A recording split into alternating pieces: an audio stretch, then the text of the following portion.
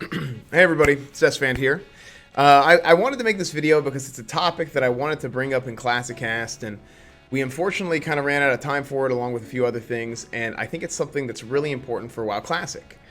A lot of the talk right now is between 1.1 and 1.12, progressive class changes and progressive content patches, but a thing I really haven't heard people talking about yet is item progression in Classic WoW.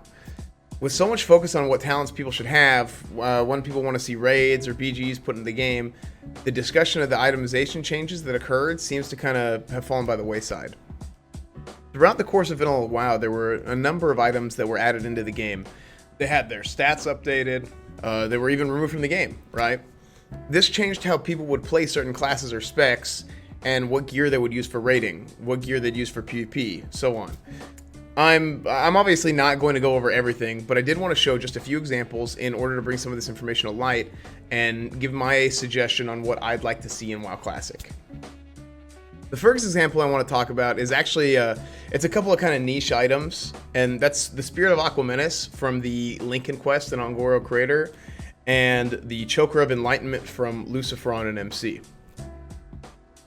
Before the 1.3 patch, both of these items have a passive of 25 mana cost reduction, which is absolutely huge for downranking spells in the early game. I specifically remember a time when we were doing UBRS and a healer died during the Rend event, and what I did was I took off my axe, I swapped out my axe, I was using the Nicker at the time, and I put on Spirit of Aquamenus with some green Mace of the Eagle or something, and I spammed rank 1 Flash of Lights for only 10 mana. And I helped us get through the event and not wipe, you know, just because I was being adaptable like that. Because there's no downranking penalty on spell coefficients until Burning Crusade, healers can actually use these items to make a pretty incredible impact on their mana efficiency, which would be even stronger when paired with the addition of more plus damage and healing gear in the Dire Maul patch. So that could likely be the reason, or one of the reasons, why these items were changed to increase damage and healing instead of reducing your mana consumption in that same patch.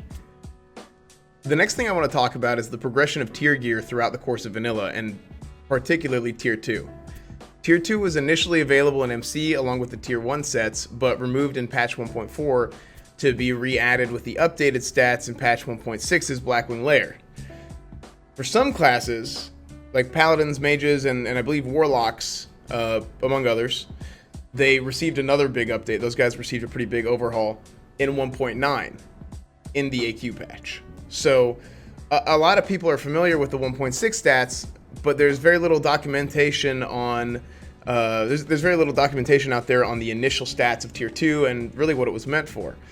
In the case of a Paladin, you know, I'm going to talk about Paladins a little bit. The initial stats of the Judgement Set were designed for a damage dealer.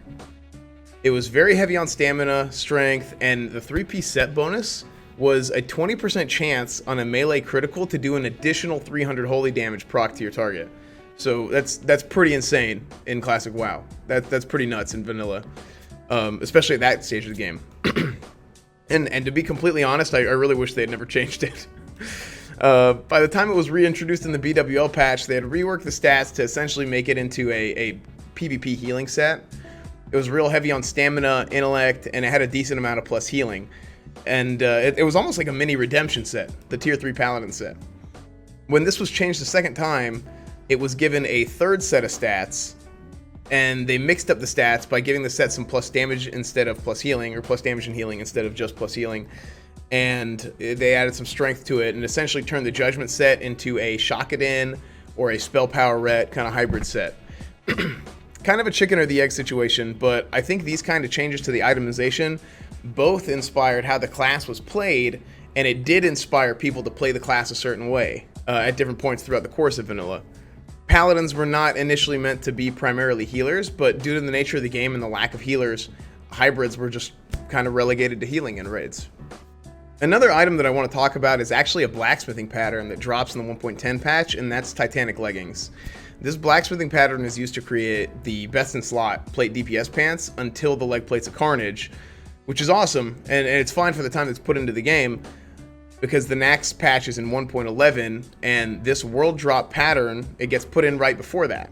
So If there's not itemization progression and this item is just in the game from the beginning, then people are going to have these leg plates with insane stats way too early in the course of the game, which was not intended. In my opinion, this item was intended to be a craftable item to be put into the game for people to catch up or to prepare for Nax. In my opinion, whether or not they want to do a true progressive 1.1 with the talents and class balance changes from the beginning, or a 1.12 with progressive content patches, I think it's absolutely imperative, 100%, absolutely imperative, that with progressive content, which I also believe that they should be doing, they also do progressive itemization in order to recreate the original progression of the game. If you guys like my content, feel free to drop a like, subscribe here on YouTube, and also check out Classicast, which is the premier WoW Classic podcast right here on this channel. Follow me on Twitter, check out my Twitch stream, Esfand TV on every platform actually. And also feel free to get involved in the community. Join my Discord, which is currently the biggest Discord of the classic content creators. So thanks so much for watching. I'll see you guys soon. All those links are in the description below. See you guys.